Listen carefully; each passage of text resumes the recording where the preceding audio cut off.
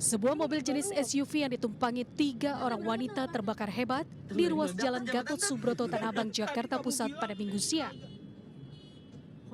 Api yang cepat membesar membuat seluruh badan mobil yang ditumpangi 3 wanita tersebut hangus hanya dalam hitungan menit. Mobil tiba-tiba mengeluarkan asap di ruas tol dalam kota dari arah Grogol menuju Pancoran. Pengemudi mobil lalu keluar di gerbang tol Pejompongan dan menepikan kendaraan. Beruntung sopir dan 2 penumpangnya selamat dari maut setelah berhasil keluar dari dalam mobil. Saya lihat dari dalam ada asap tebal, pas kita monitor ternyata ada mobil terbakar di tengah jalan. Lalu kita menghubungi pihak damkar dari Kelurahan Bendungan Hilir langsung ke TKP dan beserta Pak Polisi dan Satpol PP. Itu saya tahu, Pak. Dalam mobil ada berapa orang tadi, Pak? Ada 3 orang, ibu-ibu. Ibu semua di sini? Iya, Pak. Jadi semuanya selamat ya, Pak? Alhamdulillah selamat, Pak. Api baru dipadamkan setelah petugas damkar diterjunkan ke lokasi, meski begitu seluruh badan mobil telah hangus terbakar. Tim Liputan iNews melaporkan.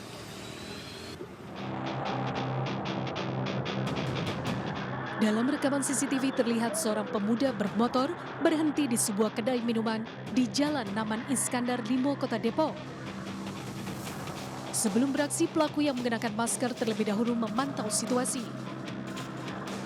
Saat merasa aman, pelaku langsung bergerak mengambil sebuah telepon genggam yang terletak di atas meja. Korban mengaku saat kejadian, dirinya tengah melakukan panggilan video sambil menyiapkan dagangan. Namun suara handphone terdengar semakin jauh. Mengetahui handphone yang dicuri, korban sempat mengejar sambil berteriak. Namun pelaku lolos dari kejaran korban. Dijelasin awalnya handphone tahu diambil itu seperti apa? Aku lagi ngaduk, terus kok lagi pician kan ada suaranya. Kok makin jauh ya suaranya gitu kan. Pas lagi nengok ada orang nih lagi muter balik ke situ. Aku mastiin dulu HP-nya kan. Tiba-tiba dia udah naik motor, aku kejar. Teriakin maling sampai dekat warkop minta tolong. Nggak ketangkep. Enggak ada. Oh, di meja. Korban menyebut ini adalah pencurian handphone yang kedua kalinya terjadi di kedai. Namun para pelaku belum berhasil ditangkap dan kasus ini masih ditangani petugas Polsek Cinere, Kota Depok. Dari Depok, Jawa Barat, Iyung Rizky, iNews melaporkan.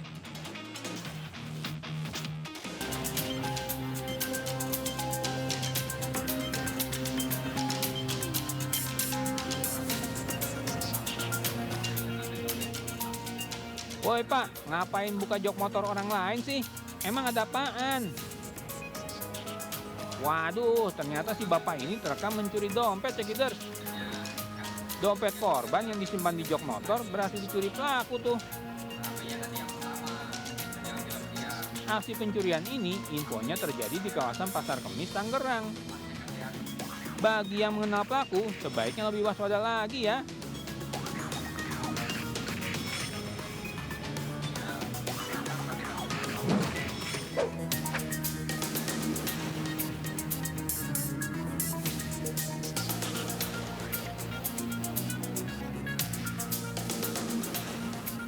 Bukannya beribadah di dalam masjid, pria ini malah sibuk mencongkel kotak amal, Cekiders. Tapi tenang saja, aksi mencurinya gagal setelah warga menangkap basah pelaku. Kesal dengan ulah mencurinya, maka pelaku dibawa ke kantor polisi.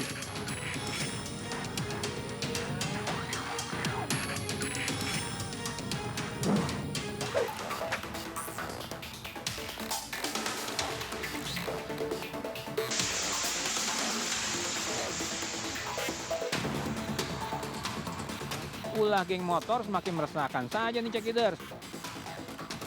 Nggak ada badai, nggak ada hujan. Itu geng motor malah asal nyerang warga yang lagi nongkrong.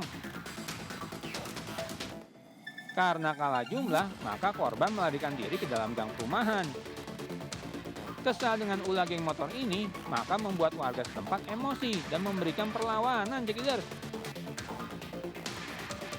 Infonya, aksi penyerangan ini terjadi di Desa Cideng, Kabupaten Bandung Barat. Atas kejadian ini, maka warga membuat laporan ke polisi.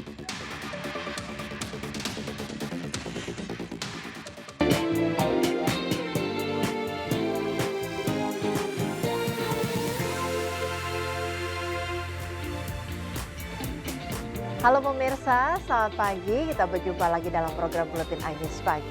Sejumlah informasi sudah kami siapkan hanya untuk Anda. Inilah informasi selengkapnya dalam Buletin iNews Pagi.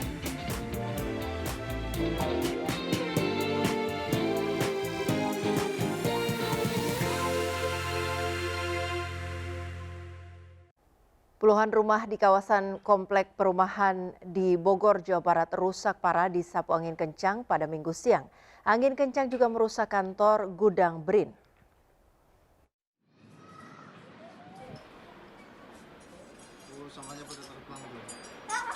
Video amatir yang direkam warga menunjukkan angin kencang disertai hujan deras menerbangkan material bangunan ke udara. Puluhan rumah di kawasan Gunung Sindur, Bogor dilaporkan mengalami kerusakan terutama di bagian atap. Angin kencang juga membuat beberapa pohon tumbang. Selain itu kantor BRIN Puspitek juga mengalami kerusakan yang cukup parah. Meski demikian data sementara dari Pemda setempat tidak ada korban jiwa dalam peristiwa ini.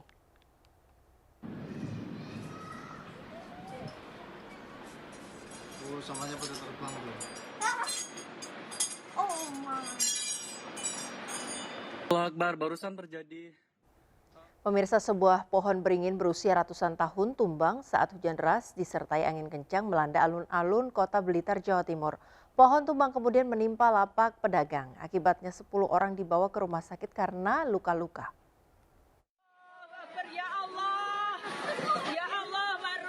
Kepanikan terjadi saat pohon beringin berusia ratusan tahun di sisi timur alun-alun Kota Blitar tumbang dan menimpa 3 lapak pedagang. Pohon besar berdiameter 3 meter lebih itu tumbang saat hujan deras yang disertai angin kencang melanda. Usai kejadian, petugas gabungan dari TNI, Polri, BPBD, dan Dinas Lingkungan Hidup Kota Blitar segera mengevakuasi pohon yang menimpa lapak pedagang. Akibat kejadian ini, sedikitnya 3 warung rusak dan 10 orang termasuk pedagang dan pengunjung mengalami luka-luka. Kebetulan di alun-alun ini ada beberapa pohon yang besar. Mungkin karena lampu atau bagaimana kita tahu sehingga roboh dan mengenai beberapa penjual dan rombongnya. Saat ini semua korban dilarikan ke rumah sakit untuk mendapatkan perawatan medis. Dari Blitar, Jawa Timur, Robi Ridwan, iNews melaporkan. Hujan deras yang mengguyur wilayah DKI Jakarta sejak Minggu siang membuat sejumlah ruas jalan tergenang banjir. Tingginya permukaan air memaksa sejumlah pengendara motor nekat menerobos banjir. Akibatnya tidak sedikit pemotor mengalami mati mesin akibat nekat menerobos banjir.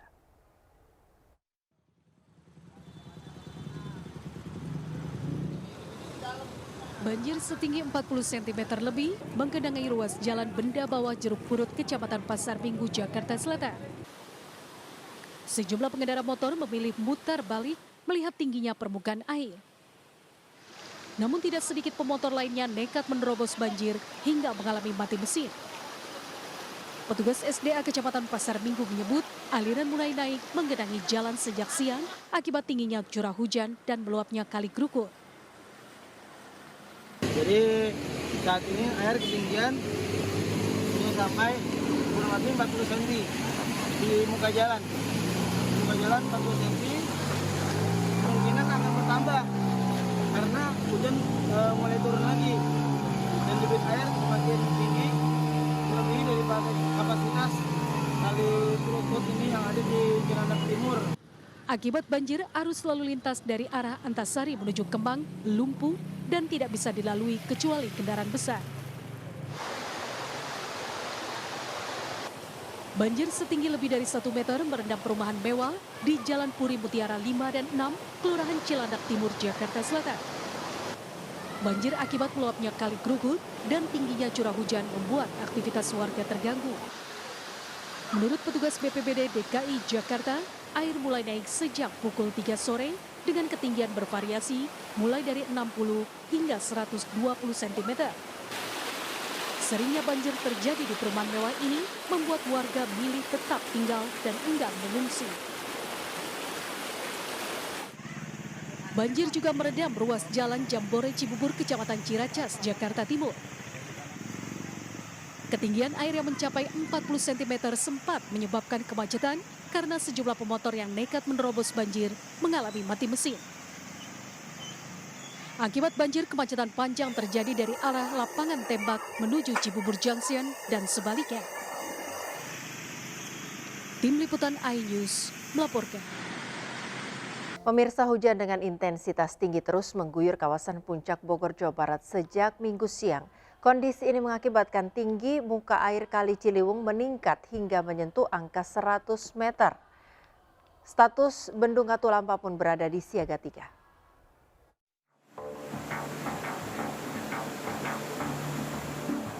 Seperti inilah kondisi tinggi muka air Kali Ciliwung yang terpantau di Bendung Katulampa, Bogor pada Minggu petang. Ketinggian muka air Kali Ciliwung berada pada di angka 100 cm atau berstatus siaga 3. Sebelumnya pada Minggu siang kondisi debit air Kali Ciliwung berada di status normal atau di angka 20 cm. Namun debit air terus bertambah seiring turunnya hujan yang mengguyur kawasan puncak. Diperkirakan sebanyak 138.000 liter per detik air akan mengalir ke Jakarta.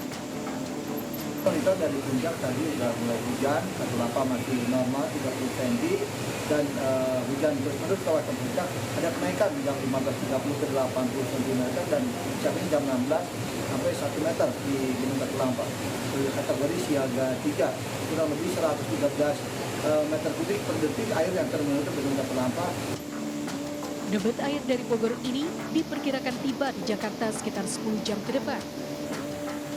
Warga pun diminta waspada akan potensi banjir. Dari Bogor, Jawa Barat, Andi Firmansyah, iNews melaporkan. Kebakaran besar terjadi di Kompleks Pasar Yutefa, Kelurahan Waimoro, Kota Jayapura, Minggu pagi. Kebakaran yang menghanguskan 11 rumah warga, 1 hotel, dan puluhan petak kios diduga ada unsur kesengajaan. Tolong admin, tolong punya info. Warga RT 07 RW 06 Kelurahan Waim Harok, Distrik AB Pura, panik dengan api yang terus membesar dan merambat ke bangunan lainnya. Meski warga berupaya memadamkan api dengan peralatan seadanya, tetap kondisi bangunan yang terbuat dari kayu membuat api dengan cepat menghanguskan 11 petak rumah. Belum juga api padam, warga kembali dikejutkan dengan terbakarnya sebuah hotel yang tidak jauh dari lokasi kebakaran pertama. Lokasi ketiga. Tidak lama kemudian, lagi-lagi terjadi kebakaran di titik ketiga di dalam pasar Yutefa. 3 lokasi kebakaran yang terpisah dalam waktu relatif bersamaan membuat petugas pemadam kebakaran sempat kewalahan. Kapolresta Jayapura Kota Kombes Victor Dean menyampaikan rangkaian kebakaran di Kompleks Pasar Yutefa ini diduga ada unsur kesengajaan. Dugaan itu diperkuat ada motor yang kemungkinan sengaja dibakar dan merambat ke bangunan tempat motor diparkir.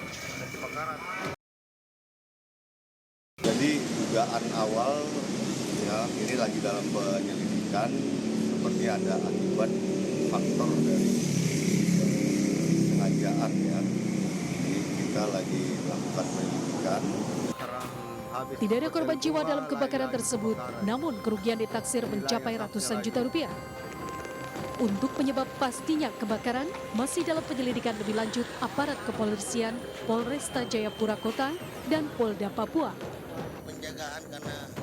Dari Jayapura, Papua, Freddy Nuboba, iNews melaporkan. Dinas Pariwisata Provinsi Bali masih mengusut viral rekaman 2 turis asing yang bugil di tepi jalan di kawasan Jimbaran, Kabupaten Badung. Diduga kedua pelaku dalam kondisi mabuk dan berulah yang meresahkan warga sekitar.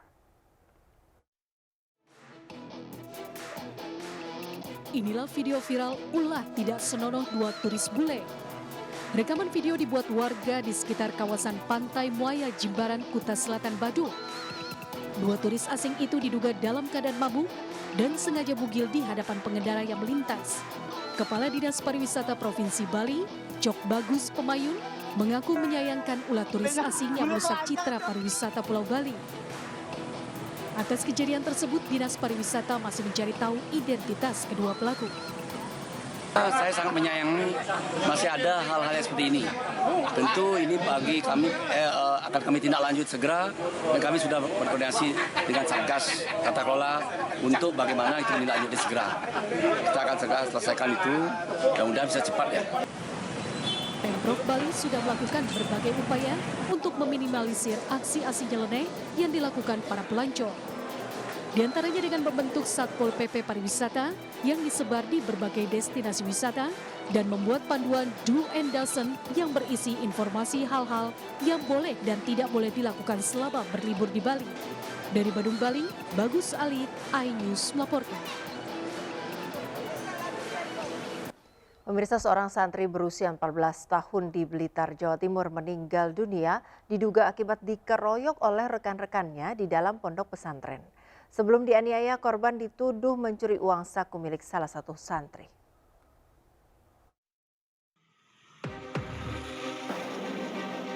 Suasana duka menyelimuti rumah korban di Desa Pandanaru, Kecamatan Sutonjaya, Kabupaten Blitar. Keluarga tidak menyangka putra mereka yang berusia 14 tahun meninggal dunia diduga akibat dianiaya oleh sejumlah temannya. Ironisnya pengeroyokan terjadi di dalam pondok pesantren. Kerabat korban menceritakan korban yang berusia 14 tahun dituduh mencuri uang saku temannya. Para santri yang emosi kemudian menghajar korban. Korban sempat dilarikan ke rumah sakit dan mendapatkan perawatan medis, namun tetapi nyawa korban tidak tertolong. Awalnya dituduh,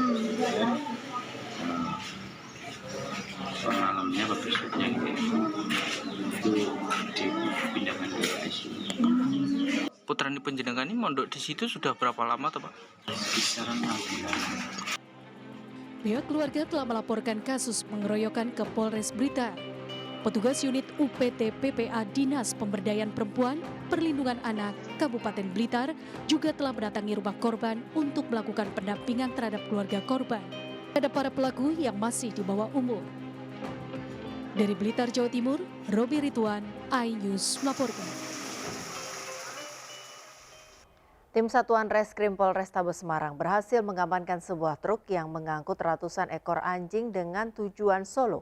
Sebanyak 226 ekor anjing dalam kondisi terbungkus karung akan dijagal dan dagingnya dijual untuk dikonsumsi.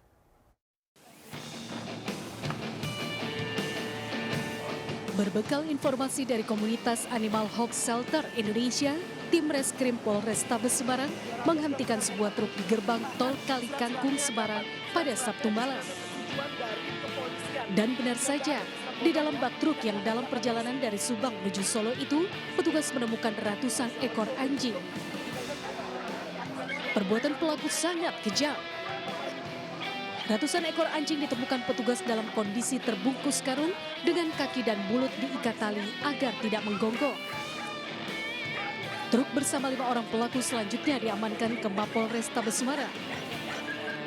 Hasil penyelidikan sementara, ratusan ekor anjing rencananya untuk dijagal, kemudian dagingnya akan dijual. Pengiriman 226 ekor anjing. Nah, sementara ini kita amankan 5 orang, kemudian 1 truk yang digunakan sebagai sarana untuk mengangkut. Dari Jawa Tengah, mulai dari Semarang itu sudah ada pembelinya, itu sudah menunggu di pinggir jalan tol. Jadi mereka dari truk, kenapa mereka ikat keempat kakinya dan mulutnya dan dimasukkan ke dalam karung supaya memudahkan mereka membanting, membuang dari truk yang tinggi ke atas pick up. Pengiriman ratusan ekor anjing sudah terendus sejak 23 Desember 2023 lalu. Polisi masih mendalami adanya beberapa dokumen seperti surat keterangan kesehatan hewan yang diduga dipalsukan oleh para pelaku. Dari Semarang, Jawa Tengah, Kristadi, iNews melaporkan.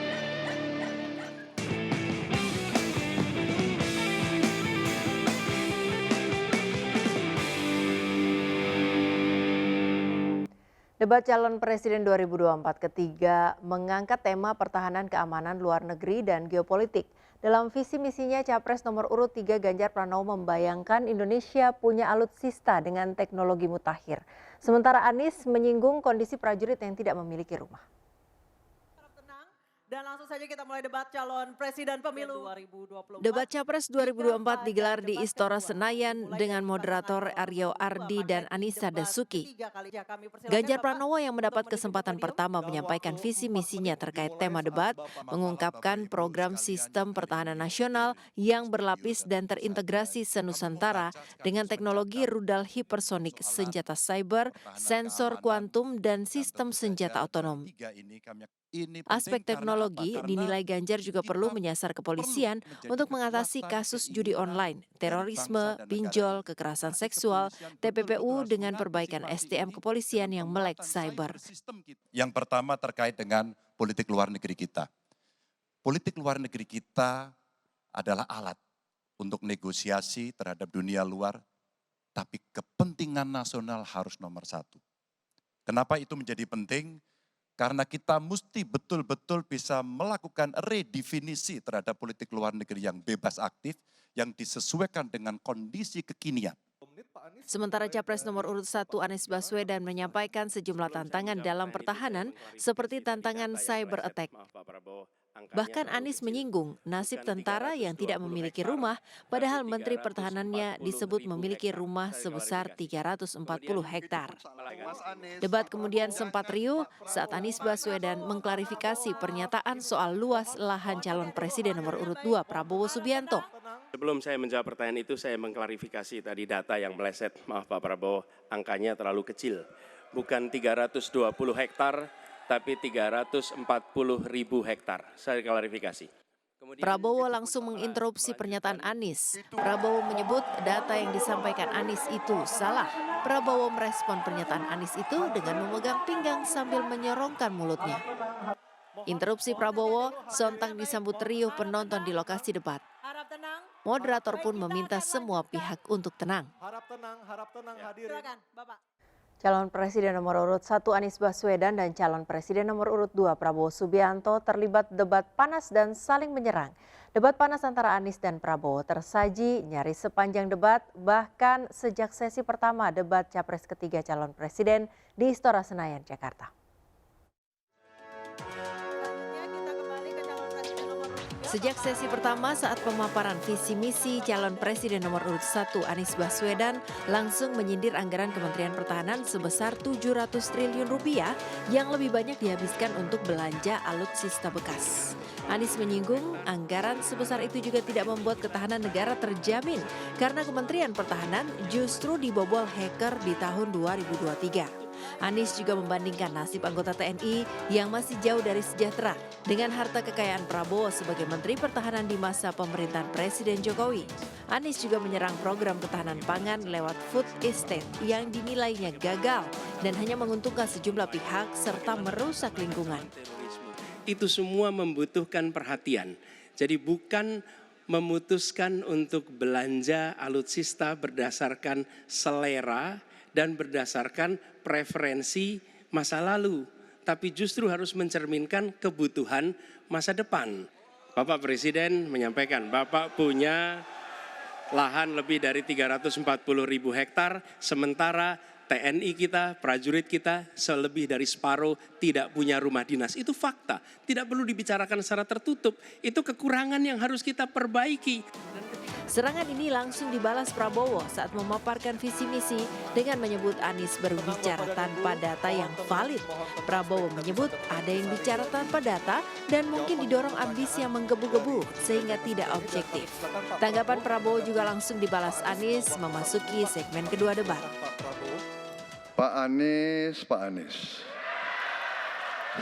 Saya tidak bicara tertutup, saya bicara di Dewan Perwakilan Rakyat Komisi 1, di mana semua partai yang mengusung Bapak hadir dan menyetujui yang saya ajukan. Jadi dan juga sekarang waktunya nggak ada, jadi saya mengundang kita bicara terbuka. Itu pun salah. Sempat terjadi kisruh sebelum akhirnya moderator meminta Prabowo untuk memberikan tanggapan karena Prabowo akan diberi waktu menanggapi setelah waktu Anies berbicara selesai. Harap tenang. Baik, kita akan lanjutkan. Pasangan calon presiden dan wakil presiden Ganjar Pranowo Mahfud MD kompak tampil gagah dengan jaket bomber saat debat capres di Istora Senayan Minggu malam. Jaket ala film Hollywood Top Gun diparodikan sebagai Top Gun yang berisi program-program capres nomor urut 3 tersebut. Inilah penampilan Ganjar Pranowo Mahfud MD saat mengikuti acara debat semalam. Keduanya kompak mengenakan jaket penerbang tempur yang dikenal dengan sebutan jaket bomber, terlihat serasi dengan jaket putih dan dasi merah. Jaket warna army buatan fashion lokal dilengkapi sepatu outdoor yang juga buatan lokal sebagai bentuk dukungan ekonomi kerakyatan. Pada bagian jaket dipasang badge yang menggambarkan program unggulan Ganjar Mahfud sesuai tema debat Hankam, hubungan internasional, dan geopolitik. Seperti modernisasi pertahanan sakti, prajurit sejahtera, sistem pertahanan generasi 5, kuliah gratis untuk anak prajurit dan bayangkara, serta berperan sentral menata dunia baru. Tentu saja jargon satset, tas tes juga tidak absen sebagai outfit jaket yang menegaskan gerakan cepat dan tuntas Ganjar Mahfud. Kira apa yang ingin disampaikan dari penampilan hari ini, Loh, Pak kita bicara Ganjar? pertahanan kan? Ya. Ini sudah pakai army look. Top Gun style. Top Ganjar. Siapkan apa saja nih Pak? Top Ganjar. Sama Pak Mahfud. Sementara pasangan calon presiden nomor urut 1 Anies Baswedan Muhaimin Iskandar memakai kemeja putih dan jas hitam. Keduanya memang selalu terlihat mengenakan jas saat mengikuti debat. Sedangkan Prabowo Subianto Gibran mengenakan kemeja biru yang menjadi warna ciri khas pasangan calon nomor urut 2 ini. Calon Wakil Presiden Partai Perindo Mahfud MD menghadiri acara Sholawat Persatuan Indonesia bersama masyarakat Demak, Jawa Tengah. Di hadapan ribuan warga Demak, Mahfud mengingatkan agar memilih pemimpin berdasarkan track record atau rekam jejaknya.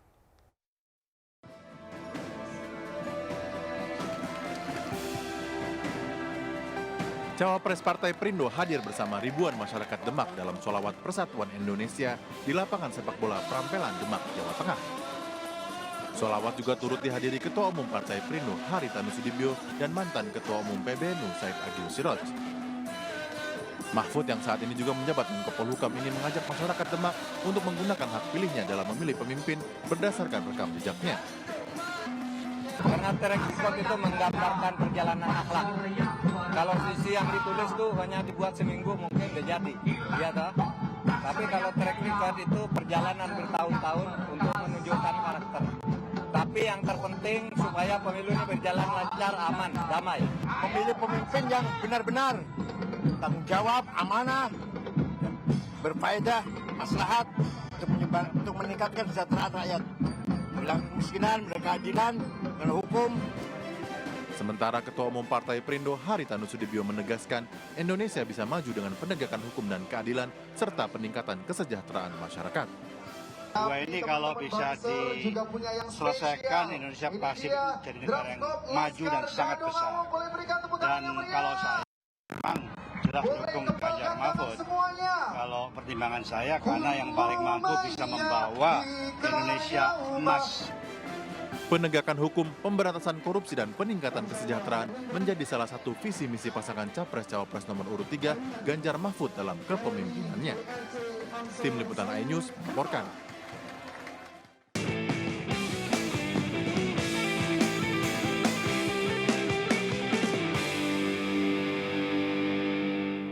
Jangan kemana-mana pemirsa karena Buletin iNews Pagi akan kembali saat lagi. Tetaplah bersama kami.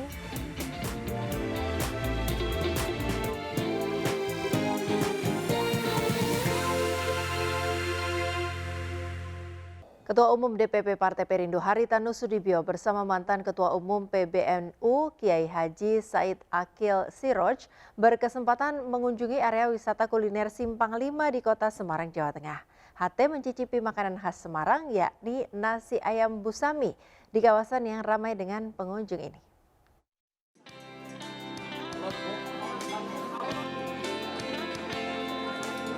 Bagi warga Semarang pasti sudah tidak asing lagi dengan kuliner nasi ayam. Ya, ini adalah nasi ayam busami yang berlokasi di salah satu pojok kaki 5 di Simpang 5. Selain memiliki cita rasa lezat dan harganya yang murah, Makanan khas kota The Port of Java ini selalu dipadati pengunjung dan wisatawan lokal hingga rela antri. Ketua Umum DPP Partai Perindo Haritanu Sudibyo dan Ketua Umum PBNU periode 2010-2015 dan 2015-2020 Kiai Haji Said Akil Siraj beserta rombongan juga menyempatkan berkunjung dan menikmati langsung nasi ayam ini. Saya makan nasi ayam, kalau di Jakarta, di Surabaya nasi liwet, mungkin di Solo nasi liwet juga. Murahnya luar biasa. Luar biasa, dapat ayamnya 2 ayam kampung, 2 potong, ada telurnya separuh dan nasinya, terus ada banyak lagi sayurnya tadi, hanya Rp20.000. Luar biasa, makanya laris sekali di sini. Pak Kiai Said tidak salah ngajak ke sini. Enak, rasa enak, banyaknya pas, dan murahnya luar biasa. Jadi harus dipromosikan. Simpang 5, Semarang. Usai santap malam, Ketua Umum DPP Partai Perindo Haritanu Sudibyo beserta rombongan juga dikejutkan dengan musisi jalanan yang menyanyikan Mars Partai Perindo.